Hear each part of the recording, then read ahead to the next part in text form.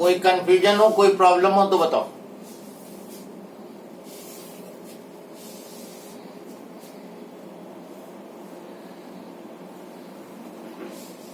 Now next question, this is your सोलोनाइट।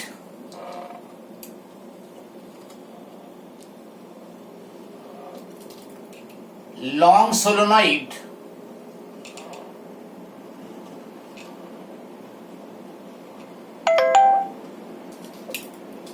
this is long solenoid,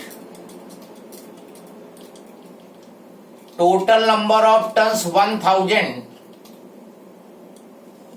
length is 10 centimeter,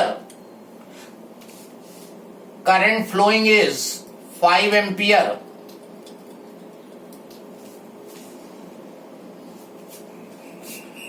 an electron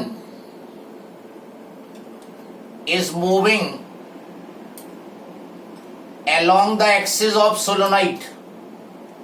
solenoid की axis के long electron move कर रहा है। What is the force on this electron?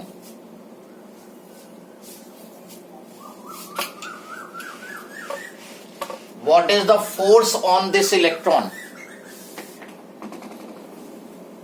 Force बताओ electron पे। अब question ये होता है कि फोर्स लगेगा क्यों इलेक्ट्रॉन पे? कोई बता सकता है इलेक्ट्रॉन पे फोर्स क्यों लगेगा? क्योंकि करंट मैग्नेटिक फील्ड दोनों है। जब सोलोनाइड में करंट फ्लो करेगी तो सोलोनाइड मैग्नेटिक फील्ड प्रोड्यूस करेगा, और मैग्नेटिक फील्ड में जब चार्ज मूव करता है तो उस पर फोर्स लगता है, इसलिए फोर्स लगेगा।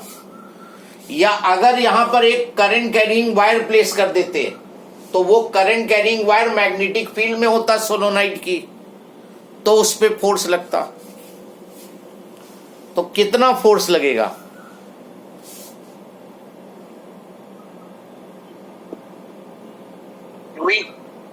How much? 3 Newton.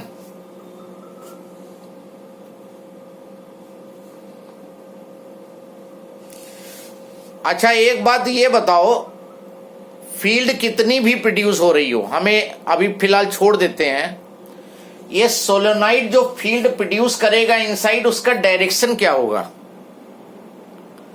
Inside solenoid magnetic field कितनी भी हो,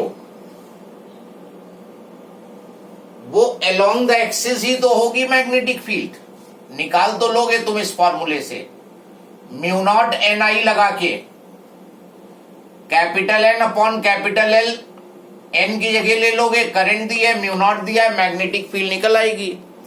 और वो magnetic field along the axis of solenoid है, और इलेक्ट्रॉन उसी डायरेक्शन में मूव कर रहा है, in the direction of field. तो फोर्स बताओ कितना लगेगा? when charge moves in the direction of, when charge moves parallel or anti-parallel to magnetic field, force on it is 0. तो मैग्नेटिक फील्ड भी एक्सिस के लॉन्ग है, हमने शुरू में ही दिखाया था, मैग्नेटिक फील्ड पैरेलल लाइन से अलोंग द एक्सिस, और चार्ज भी अलोंग द एक्सिस मूव कर रहा है। तो magnet charge is moving parallel to field और anti parallel to field, it will not experience force. तो इसमें लिखोगे electron will not experience any force because electron will not experience any force because it is moving